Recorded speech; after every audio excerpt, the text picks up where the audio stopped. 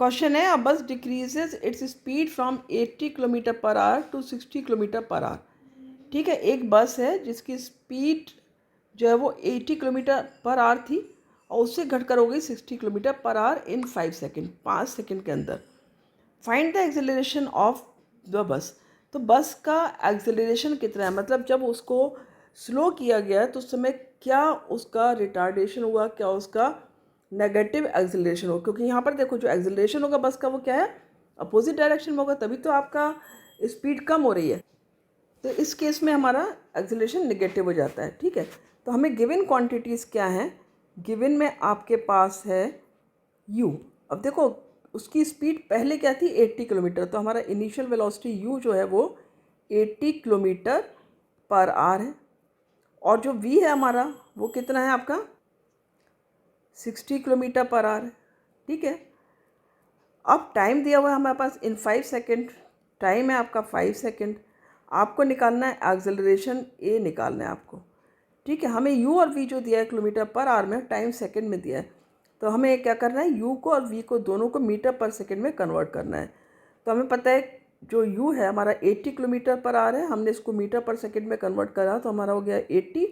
इसको हम मल्टीप्लाई करा देंगे, या तो आप 1000 अपॉन 3600 लिख लोगे, तब भी आपका क्या आएगा 5/18, और या आप डायरेक्टली 5/18 से इसको मल्टीप्लाई कर दोगे जब आपको किलोमीटर पर आवर से मीटर पर सेकेंड में कन्वर्ट करना है।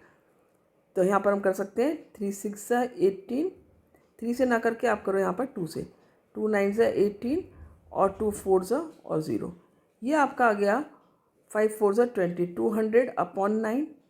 ठीक है, तो 9 2 18, 2 0 फिर बचा 9 2 18.1।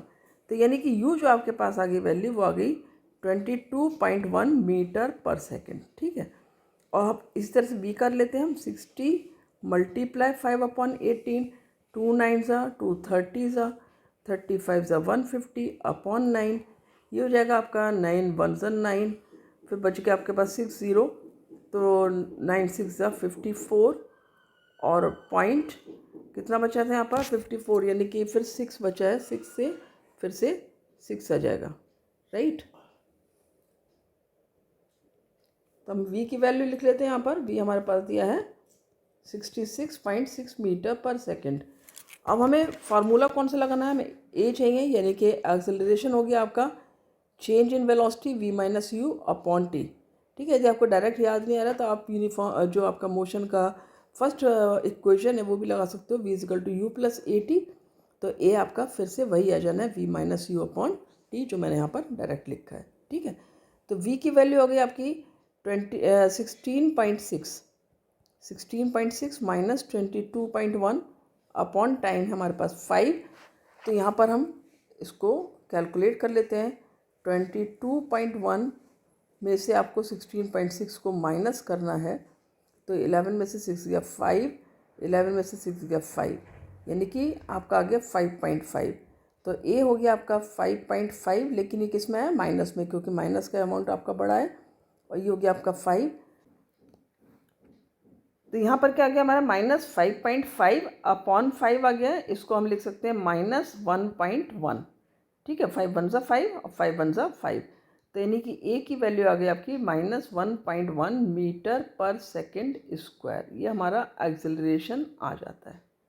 तो इस तरह से आप आसानी से क्वेश्चंस को कर सकते हो। सिर्फ आपको ये ध्यान रखना है क्या v है, क्या u है, और कौन कौन सी दूसरी फिजिकल क्वांटिटीज़ दी हैं और क्या आपको निकालना है। कई बार बच्चे कंफ्यूज होते हैं कि u और v कैसे पहचाने। एक बच्चे ने क्वेश्चन करके पूछा भी था मुझसे ये। तो देखो, जब भी हमें दिया होगा कि कोई भी ऑब्जेक्ट किस वेलोसिटी से मूव कर रहा है उसको हम u मानेंगे, और किस वेलोसिटी को अटेन कर रहा है उसको भी मानेंगे। कभी कभी दिया था रेस्ट से स्टार्ट किया है, ठीक है, या स्टार्ट से बाद ये वेलोसिटी हुई है, तो u उस केस में 0 हो जाएगा। इस तरह से हमें देखना होगा।